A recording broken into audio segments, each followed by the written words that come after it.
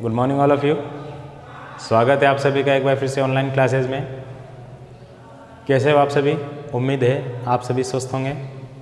चलिए, हम पढ़ रहे थे जनजातियों के संदर्भ में। कुछ जनजातियां हमने पढ़ ली थी पिछले वीडियोज़ में। पिछली कक्षा में हमने एस्किमो जनजाति और बुशमैन जनजाति के बारे में पढ़ा था। पिग्मी जनजाति हमने पढ़ ली है, 3 जनजातियां हमने पढ़ ली है। आज जो चौथी जनजाति आपकी चलेगी वो एक पशुचारक जनजाति है जिसको मसाई जनजाति के नाम से जाना जाता है। मसाई पशुचारक जनजाति, क्या नाम है इसका? मसाई पशुचारक जनजाति, Masai tribe.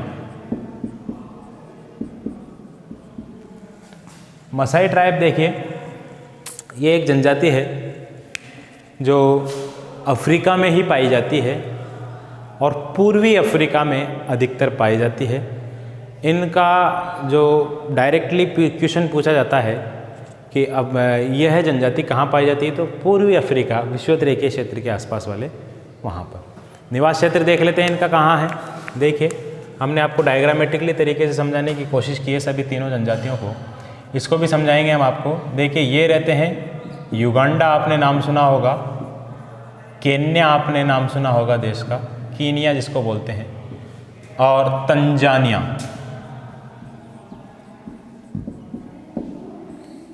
Uganda, Kenya, Tanzania में ये देखिए, ये आपका अफ्रीका है और अफ्रीका में यहाँ पर ये केन्या और तंजानिया यहाँ पर है।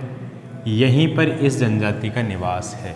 ठीक है, ये पूर्वी अफ्रीका है आपका, पूर्वी अफ्रीका। पूर्वी अफ्रीका में ये जनजाति क्या करती है?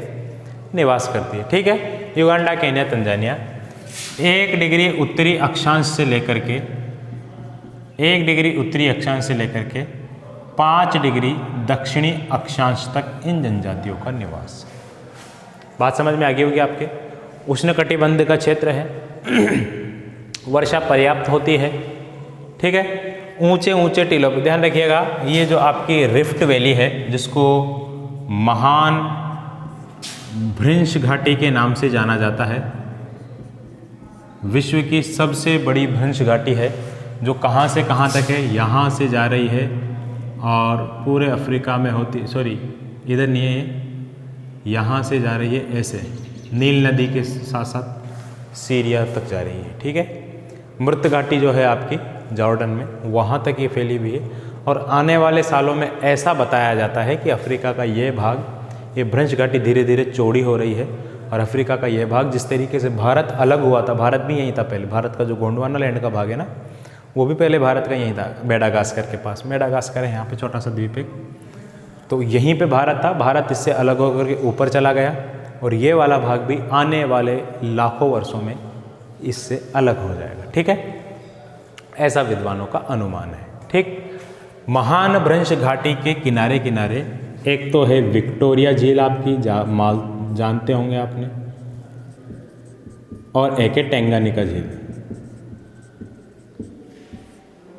विक्टोरिया और टेंगानिका झील के आसपास वाले क्षेत्रों में, जंगलों में खासतौर से ये जनजाति निवास करती है, नदी घाटियों के आसपास। ठीक है, ये तो हुई इनके निवास क्षेत्र की बात।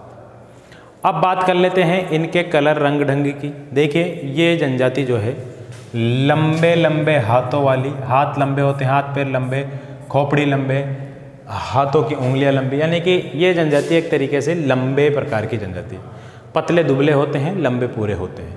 ठीक है, लंबे पतले दुबले, हाथों की उंगलियां लंबी, हाथ पैर वो लंबे इनके, सिर चपटा और लंबा होता है इनका, आंखें इनकी मोटी मोटी होती है। ठीक है, इसके अलावा इनका रंग कैसा होता है? रंग वही होता है इनका चॉकलेटी, चॉकलेटी से ब्राउन बोले तो कत्थई कलर तक उसकी कत्थई आंखों में है। ठीक है, याद है ना आप? चॉकलेटी से लेकर के कत्थई कलर का इनका होता है। नाक इनकी जो है लंबी होती है, सीधी होती है और पतली होती है। ठीक है, नाक लंबी, सीधी, पतली होती है इनकी। और ये जो जनजाति है ये नीग्रो प्लस मेडिटेरेनियन दोनों जनजातियों से मेल खाती है। ठीक है, मेडिटेरेनियन हालांकि सफ़ेद कलर की जनजाति है, ये नीग्रो जो काले कलर की जनजाति, लेकिन यह जनजाति इन दोनों का मिक्सचर है। ठीक है ना, ये जो प्रजातियां हैं ये इन दोनों प्रजातियों का मिक्सचर माना जाता है। दोनों प्रजातियों की विशेषताएं इस जनजाति में पाई जाती है। तो ये तो इनके बारे में थोड़ी सी मोटी मोटी बात होगी। ठीक है, हमने इनका निवास स्थान देख लिया, इनका रंग रूप देख लिया। अब आगे बढ़ते हैं तो इनके घर की बात कर लेते हैं। इनका घर कैसा होता है? देखिए, सबसे इम्पोर्टेंट चीज़ अगर इस जनजाति के बारे में समझने की है तो इनका घर ही है वो। ठीक है, इनके घर को समझने से पहले और एक चीज़ हम देख लेते हैं कि ये करते क्या है। इनका काम भी वही है जो काम अन्य जनजातियों का होता है।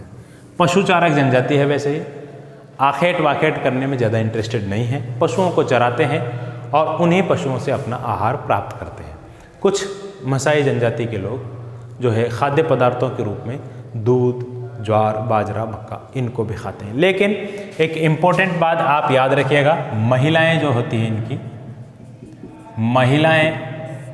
वे महिलाएं ही केवल जंगली फल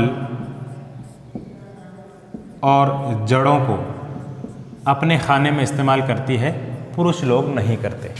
बात समझ में आ गई। दूसरी बात, जो खाने के अंदर इनके ज्वार, बाजरा या अन्य जो फसलें होती हैं उन फसलों का इस्तेमाल योद्धा लोग नहीं करते। योद्धा जो लड़ाके होते हैं, इनके जो लड़ने वाले होते हैं, जिनकी उम्र 18 से 40 वर्ष के बीच में होती है, वो लोग इन चीज़ों का इस्तेमाल नहीं करते। यानी कि वो लोग सिर्फ़ और सिर्फ क्या खाते हैं? मांस। ये जनजाति मांस खाने वाली जनजाति है। और मांस में इम्पोर्टेंट कौन से मांस है? एक तो बकरा है, बकरी है और एक भेड़ है। इन दोनों का ही मांस खाना ज़्यादा पसंद करते हैं। ध्यान रखिएगा, जंगली जानवरों का शिकार जो ये लोग करते हैं, जंगली जानवरों का शिकार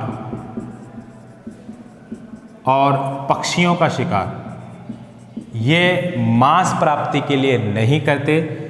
चमड़ा, ऊन, हड्डियाँ आदि के लिए उनका शिकार करते हैं, मांस प्राप्ति के लिए शिकार नहीं करते। ठीक है, और यह जनजाति पशुचारक जनजाति है। कौन कौन से पशुओं को पालती है? इन दो पशुओं को पालती है, साथ ही साथ गधों को भी पालते हैं, ये ऊँटों को भी पालते हैं। अगर कहीं पर है तो गधों और ऊँटों का इस्तेमाल एक स्थान से दूसरे स्थान पर बोझा ढोने के लिए उपयोग में लेते हैं। ज़्यादा इम्पोर्टेंट नहीं है, बहुत आसान बात मैं बता रहा हूँ आपको। ये लोग मांस खाने के अलावा और ज्वार, बाजरा इनके अलावा दूध का भी इस्तेमाल करते हैं। ये गाय का दूध पीते हैं। ठीक है, गाय का दूध। ध्यान रखिएगा, यह जनजाति गाय को या अन्य जानवर को जो इनके पालतू है उन जानवरों को मारते नहीं हैं मांस खाने के लिए। सिर्फ और सिर्फ यह जनजाति उन जानवरों के, गाय को एक अच्छा जानवर मानते हैं, लेकिन गाय को मारते नहीं हैं ये, उसके स्वतः ही मरने के बाद उसको खाने के रूप में इस्तेमाल करते हैं। ठीक है, गाय का दूध स्त्रियां निकालती है। जितने भी जानवर होते हैं अन्य जानवर, उनका दूध स्त्रियां निकालती है, और सुबह होने से पहले और शाम होने से पहले, सुबह से पहले यानी कि सूरज उगने से पहले और शाम ढलने से पहले ये जनजाति की महिलाएं जो है गायों का या अन्य जानवरों का जो भी दूध देने वाले होते हैं उनका दूध दोहन कर लेती हैं। ठीक है, और एक इम्पोर्टेंट बात यह है, मांस का और दूध का कभी भी एक साथ सेवन नहीं किया जाता है और ना ही ये लोग करते हैं। ध्यान रखिएगा, आप में से भी अगर कुछ लोग ऐसे हैं तो वो भी इन दोनों का सेवन ना करें, क्योंकि गड़बड़ हो जाती है फिर। ठीक है, जो सफ़ेद दाग वगैरह जो बीमारियां होती है, चिकत्ते हो जाते हैं, वो इसकी प्रभाव से माना जाते हैं। मांस और दूध को एक साथ कभी भी नहीं खाना चाहिए। तो ये इम्पोर्टेंट बात है। ये लोग दूध को हिला करके मक्खन बनाना नहीं जानते, दही बनाना जानते हैं, छाछ बनाना जानते हैं, लेकिन मक्खन बनाना ये लोग नहीं जानते। ठीक है, इतनी बातें याद रह जाएगी। और ज़्यादा इम्पोर्टेंट बातें हैं, इसको मिटा देता हूँ मैं। हमने आपको बता दिया योद्धा लोग जो है ऐसे करते हैं। इनके ये जानवर वगैरह देख लिए हमने। अब इनका घर जो हम इम्पोर्टेंट बात कर रहे थे, उस इम्पोर्टेंट घर की बात कर लेते हैं। आप इसको जैसा चाहो वैसा लिख सकते हैं। ठीक है, आप अलग अलग एक बिंदु बना करके लिख सकते हैं इनके माध्यम से। सामाजिक स्थिति, भोजन, निकट, आवास वगैरह जो भी है, वस्त्र वगैरह, वस्त्र भी अभी लिखवाऊंगा मैं इसके। चलिए, हम इनके जो है घरों की आवास की बात कर रहे थे, बहुत इंपॉर्टेंट है। इग्लू भी इसके सामने कुछ नहीं लगता, ऐसा घर बनाते हैं। ठीक है, चलिए इनका घर बनाते हैं, बनाइए आप भी साथ साथ। ये देखिए पत्रिका का मेला लगता है, ऐसा मेला है ये। दुनिया दर्शन का है मेला, मेला दर्शन का। चलिए, ये इस तरीके का एक घर होता है इनका। ये घर में ये जो इसका किनारा होता है, यहाँ पे कांटों की बाड़ लगा दी जाती है। क्या लगा दी? कांटों की बाड़, ताकि कोई जानवर ना इसमें एंटर कर सके, किसी दूसरी जनजाति जानवर का दखल इनके घर के अंदर ना हो सके। इसलिए सुरक्षा के लिए, सेफ्टी के लिए ये अपने घर के चारों ओर क्या लगा देते हैं? बाड़। अभी तक घर नहीं बना इनका। इसके बाद यहाँ पर इस बाड़ के बाद क्या होता है? ये जो दिखाई दे रहे हैं आपको, ये गोले जो मैं बना रहा हूँ, ये क्या होता है साहब? ये होते हैं इनके घर। बाढ़ के बाद इनके क्या होते हैं? घर। और ये रास्ता है। फिर इसके बाद यहाँ पर ये है समझने की चीज़। ये लीजिए भाई, क्या दिमाग लगाते हैं। देखिए, कोई इनमें इंजीनियर नहीं है, कोई पढ़ा लिखा नहीं है, लेकिन ये खुद ही इंजीनियर है। ये लीजिए भाई, इस तरीके से 3 बाड़े बनाते हैं अंदर ये। और इन 3 बाड़ों में एक बाड़ा ये रहता है भेड़ों के लिए, एक रहता है पशुओं के बालकों के लिए, यानी कि छोटे बच्चों के लिए, पशुओं के जो बच्चे होते हैं उनके लिए, और ये जो अन्य पशुओं के लिए।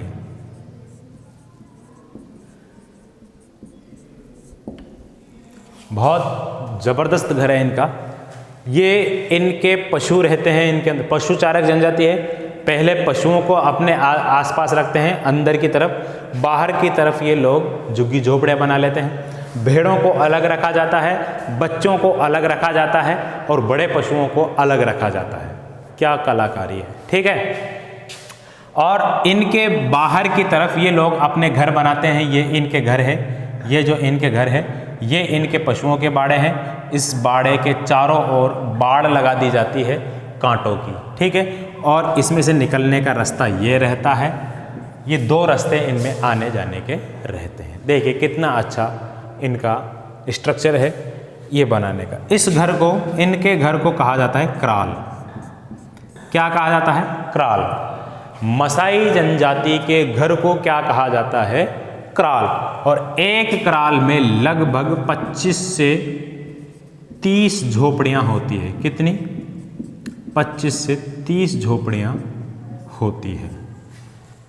बहुत शानदार, इसको याद रख लेना आप। परीक्षा में अगर मसाई जनजाति आए इसको टैप के आना अच्छी तरीके से। देखिए, ये है मसाई जनजाति के घर, मसाई लोगों की झोपड़ियां हैं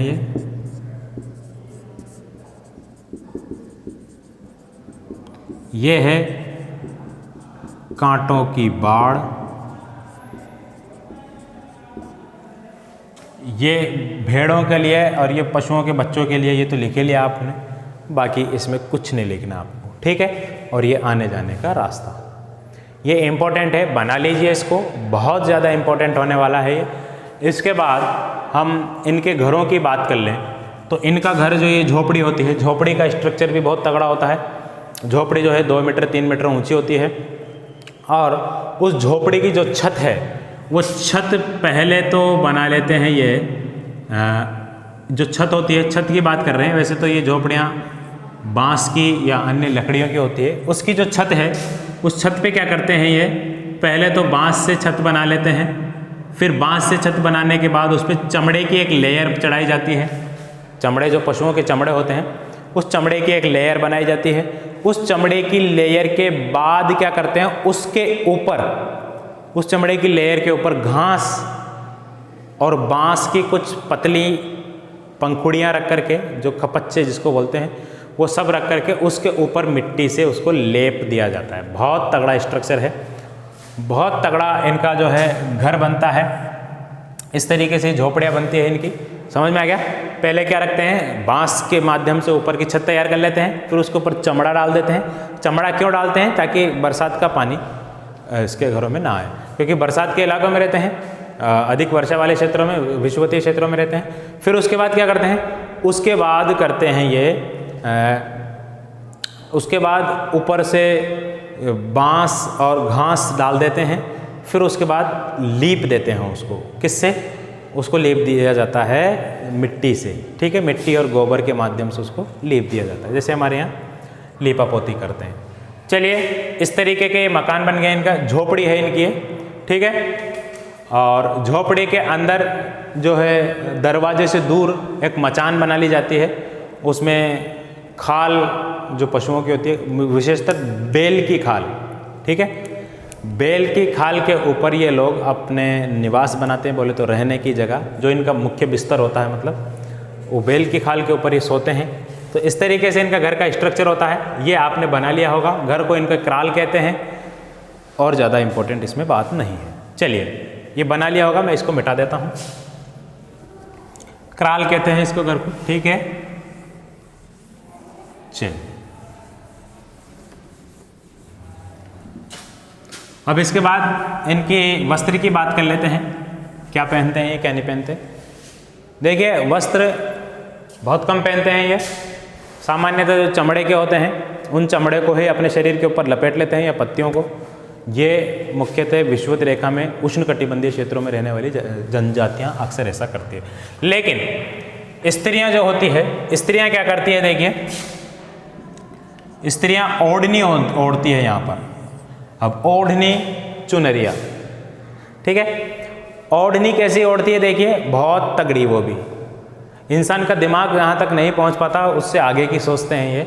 और देखिए, स्त्रियाँ जो ओढ़नी ओढ़ती है, जो चमड़ा होता है, चमड़ा, जानवरों का जो चमड़ा होता है, उस चमड़े पर मक्खन, क्या लगाते हैं, मक्खन, और ये लगाते हैं उस पर चर्बी।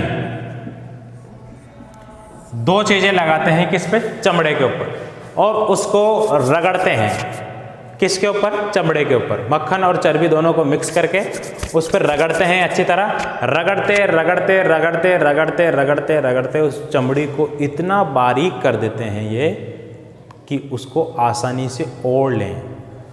उस प्रकार की चुनरियाँ ओढ़ती है यहाँ की औरतें। कैसी, समझ में आ गई? चमड़ी जो होती है जानवरों की, उन चमड़ी को उस पर मक्खन और क्या लगाते हैं, चर्बी। चर्बी लगा करके उनको अच्छी तरीके से रगड़ते हैं, रगड़ते हैं, रगड़ते हैं। अच्छा, मक्खन कहाँ से आता है इनके पास? मक्खन आसपास के लोगों से लेते हैं। आसपास के लोग कौन हैं? आसपास की अन्य जनजातियाँ जो होती है उनसे, ठीक है ना। ये खाने पीने के, हालांकि ये खेती नहीं करते, फिर भी ज्वार बाजरा खाते हैं ना, तो आसपास की जनजातियों को मांस दे करके पशुओं के बदले में ये लेते हैं। ये बात ध्यान रखना, ठीक है। सवाल तो आ रहा होगा आपके, मक्खन बनाना नहीं आता तो मक्खन कहाँ से आया? तो चर्बी और मक्खन, चर्बी आप जानते हो जानवरों के अंदर निकलती है। तो इन दोनों को रगड़ते रगड़ते ये उसको बहुत महीन कर लेते हैं, बारीक कर लेते हैं, पतली कर लेते हैं और मुलायम कर लेते हैं। फिर उसके बाद स्त्रियाँ उसको ओढ़ती है। और एक बात है, जो धनवान यानी कि जो अच्छी कंडीशन में जो मसाई लोग होते हैं, वे उन लोगों की स्त्रियां जो है लोहे के आभूषण पहनती है। लोहे के आभूषण, लोहे का आभूषण पहनकर अपने आप को वो बहुत ज़्यादा धनवान समझते हैं, ऐसा इस जनजाति में प्रचलित है। बाकी और इम्पोर्टेंट इसमें इनके वस्त्रों में नहीं है। अच्छा, और जो पुरुष लोग हैं वो टोपी वगैरह जो वो सब जानवरों की खाल से बनी हुई पहनते हैं, जूती वगैरह भी जानवरों की खाल की पहनते हैं। ठीक है, ये इनके बारे में कुछ इम्पोर्टेंट इनके वस्त्र थे, पहनावा था। ठीक है, अब बात कर लेते हैं इनकी सामाजिक व्यवस्था की। सामाजिक व्यवस्था में क्या है, देखिए सामाजिक व्यवस्था में सबसे इम्पोर्टेंट है इनके 2 गोत्र पाए जाते हैं इनके अंदर। 2 गोत्र में एक गोत्र तो होता है काले बैल वाले और एक था लाल बैल वाले। सेम गोत्र वाले आपस में विवाह नहीं करते। ये इनमें 2 गोत्र पाए जाते हैं, सेम गोत्र वाले आपस में विवाह नहीं करते। ठीक है, लाल बैल काले बैल 2 गोत्र पाए जाते हैं इनमें, एक ही गोत्र वाले आपस में एक दूसरे से विवाह नहीं करते। और इसके बाद इंपॉर्टेंट बात क्या है, इसके बाद इंपॉर्टेंट बात यह है कि किसी लड़की का विवाह उसके बचपन में या पैदा होने से पहले ही निश्चित कर दिया जाता है। किसी लड़की का विवाह पैदा होने से पहले ही या फिर बचपन में ही निश्चित कर दिया जाता है कि फलां से इसकी शादी करवानी है। लेकिन अच्छी बात यह है कि उस लड़की की शादी 25 से 30 वर्ष तक की अवधि नहीं होने तक नहीं की जाती।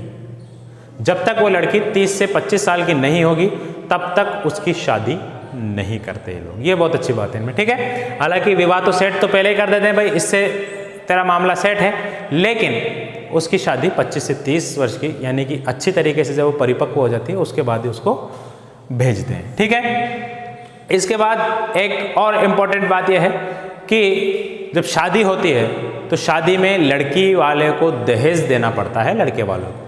लेकिन यहाँ कंडीशन तो है दहेज देने की, लेकिन इसमें बहुत अच्छी बात यह है कि जब वो लड़की शादी करके जाएगी तो उस लड़की को जब किसी शिशु की प्राप्ति होगी, जब कोई लड़का या लड़की उसके होगा, प्रथम शिशु की प्राप्ति पर ही लड़की का पिता उसको दहेज देता है। बात समझ में आ रही है मेरी? प्रथम शिशु की प्राप्ति के बाद ही उसको दहेज दिया जाता है, अन्यथा उसको दहेज नहीं दिया जाता। क्या क्या जनजातियों में देखिए, हम वहाँ तक नहीं पहुँच पाए, ये जनजातियाँ कहाँ तक पहुँच गई। ठीक है, ये कंडीशन है इसमें, जब तक एक बच्चा पैदा नहीं होगा तब तक आपको दहेज नहीं दिया जाएगा। एक और बात है इसमें कि यहाँ पर बहु पत्नी प्रथा चलती है, यानी कि एक ही आदमी के कई सारी पत्नियाँ हो सकती है। अच्छा, दहेज में क्या देते हैं भाई? दहेज में क्या देंगे? है क्या इनके पास? दहेज में देते हैं पशु। क्या देते हैं? पशु। दहेज में लड़की का बाप जितना धनवान होगा उसके बंटवारा करके आप उसको पशु दे देता है। ठीक है, अच्छा, अब एक आदमी के पास कई सारी पत्नियां हैं तो उसमें अपना जायदाद का बंटवारा कैसे करेगा? जायदाद बोले तो पशुओं का बंटवारा। सबसे ज़्यादा प्राथमिकता पहली वाली पत्नी को होती है, फिर बाद वाली पत्नियों को प्राथमिकता कम होती है। जब वो मुखिया मर जाता है तो पत्नियों के बेटों में वरीयता के अनुसार उनका क्या हो जाता है? बंटवारा। ये अच्छा सिस्टम है इनमें। ठीक है, ये इनकी सामाजिक व्यवस्था के अंतर्गत कुछ बातें थी। और एक बात और ध्यान रखिएगा, इनका जो धार्मिक नेता होता है, इनका जो धार्मिक नेता यानी कि धर्म का सबसे बड़ा प्रकांड विद्वान, जिसको जादू टोने और ईश्वरीय शक्तियां प्राप्त होती है, उसको क्या कहा जाता है? लेबोन। उसको कहा जाता है लेबोन।